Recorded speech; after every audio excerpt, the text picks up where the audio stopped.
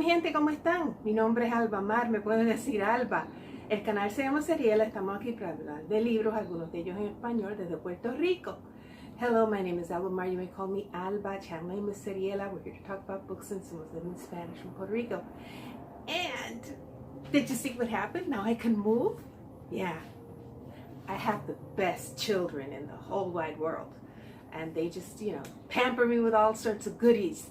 And this is a recent acquisition by my daughter, Janira, the one who lives here in Puerto Rico. Gracias, Janira. Estoy gozando mucho.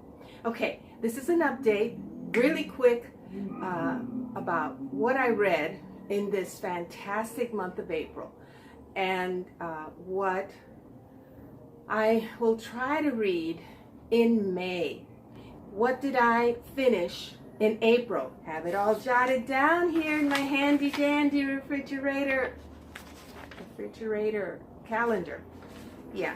So first thing I finished was something for Read Around the World that is hosted by Mel at Mel's Bookland Adventures. This was Catherine the Great and the Small, novel out of Montenegro. First time I'd ever read anything from out of Montenegro, and it was, to me, I identified. Even though we haven't had that kind of a war, but something about the atmosphere there in Montenegro at the time was very relatable to me and called out to me, and I'm very glad that I read it. So yeah, I will link it or put it up here. Oh, I don't know where to stand now. Okay, and then what else did I read? Red Rosa. Finished Red Rosa, which was a buddy read with Kathy Grimm. Learned a whole lot. I hope this is not backwards. Anyway, Red Rosa by the artist. This is a graphic novel, biography of Rosa Luxemburg by Kate Evans. Beautiful pictures, very detailed, and learned a whole lot about Rosa Luxemburg that I didn't know. And not only was she, active and an intelligent woman and a revolutionary, but she even expanded on Marxism. Good on her, good on her. I was very surprised and very impressed by Rosa Luxemburg and by Kate Evans. And thank you, Kathy, for This was our first buddy read, and I hope it won't be our last. I will link Kathy's channel down below, and I hope that you will subscribe. Put that down there. And then what else did I finish? Finished 5. I finished 5 of the Booktube books that I'm judging for the quarterfinals in nonfiction. I'm not going to tell you what they are because you can read everything on my face, and I don't want that. But go me. I'm so excited. I read one of them, finished one of the Booktube Prize books, and then I also finished A Taste of Sugar, which I will put up here. An extraordinary book.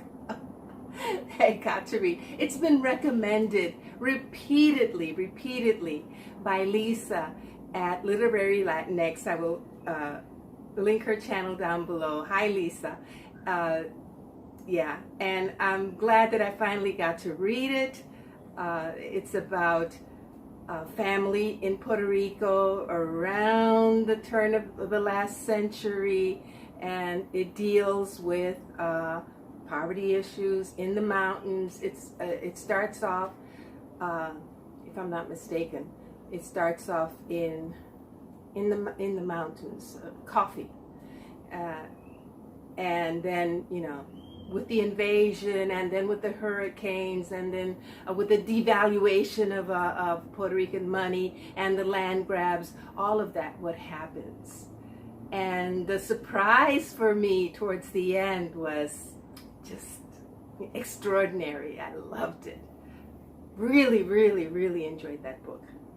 Then another one that I read from Puerto Rico, and I will link it up here also, is The House on the Lagoon by Rosario Ferré, which was also, this was a multi-generational saga, family saga, much like Daughters of the Stone, but from, you know, another class, a more privileged class. And what happens in that family. The House on the Lagoon, which was constructed by an architect who had apprenticed under Wright, you know, the famous architect Wright. And so, yeah, we're dealing with, you know, bourgeois, bourgeois class in Puerto Rico. And Rosario Ferré knew about that. Yes, she did. Absolutely. And I was impressed by the book, frankly. Liked the different themes that she brought up as far as class also. And the political changes in the landscape in Puerto Rico during that time also. Not so much the beginning of the last century, more towards the second half. Yeah, very interesting. Then I read another book for the Booktube Prize. I could not put it down. I'll talk about that one later. Yeah, that was the week for the Booktube Prize, in which I knocked off 3 more books there. And then finished Adam Bede. We finished Adam Bede, our buddy read over there. And we're reading George Eliot during the year, and Adam Bede was the one that we were reading. And boy, did I cry in this book. And I identified so much with the characters. They were so real to me, as one of our members, Rosa, of Scallydandling about the books said. I will link the channels for Kim and for Raz down. We've had some wonderful discussions and conversations about George Eliot and about Adam Bede and the themes involved. And as I've said before, George Eliot gets me, grabs me every single time, because I lived in a provincial rural town, and I you know, they call out to me, they resonate with me, all of her characters and the themes and the problems of the people who live in a rural provincial town. Wonderful.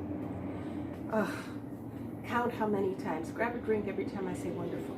Anyway, that was Adam Bede, and then I finished another one for the Booktube Prize, the 5th one, yes. And I finally, on the 28th, Rick McDonnell spin the second time for the Booktube spin, and I'll let you see what came up. This little nonfiction book on Puerto Rico related, not really Puerto Rico. This is about the Congressman Vito Marcantonio, who was a congressman out of New York City with a large population of Puerto Rican constituents. And he was very much involved with Puerto Rico and identified with his Puerto Rican constituents. And so this book is a compilation of some of the documents and speeches that he made, compiled by the historian Felix Ojeda, Reyes, and it's in Spanish, and it's been on my TBR for quite a while, so I'm glad that this came up number 1 in Rick McDonnell's Booktube spin. And then I finished another one, non-fiction Puerto Rican book.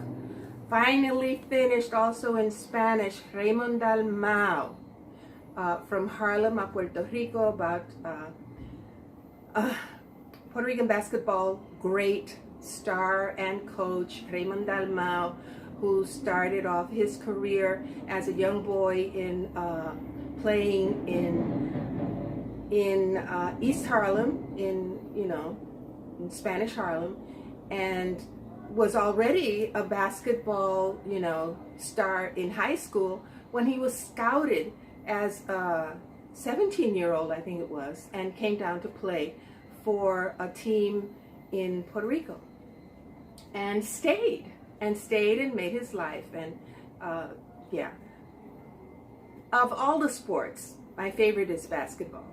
I can do without the all the statistics and the numbers. No, I'm not into that. But a good game, I can watch a good game, and he was the best. And you can tell that he was also a very, very good coach, and talks a lot about that. Very little about his, personal life, which is okay by me. It doesn't matter. But yeah, still have the same caveat that I mentioned before about this book. His voice. The writer is someone else, Hirám Sánchez, Martínez, and I can tell that it's not Raymond Dalmau's voice. But overall, if you love Puerto Rican basketball and you read Spanish, read this one. And then I have continued buddy reads Arthur Ashe, the Arthur Ashe chunker that I'm reading with Patrice Jones, and having a wonderful time getting to know Patrice through this buddy read. And we're taking our time because it is a chunker, he's still young. He's still young in the section that we're on, chapter 9, and it's heartwarming. To me, it's heartwarming to see how his discipline and his habits and his way of being.